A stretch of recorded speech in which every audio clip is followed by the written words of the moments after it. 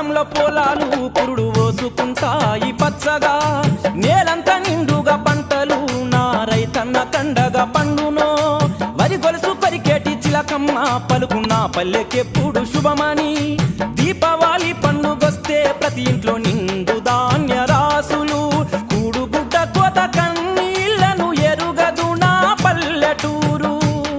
పసి పాపలే నా పల్లె తల్లిలాగా ముసి ముసిగా నవ్వురో, పల్లె ఆటలే వెన్నెల కురిసెటి రాత్రుల్లో ఆడురో.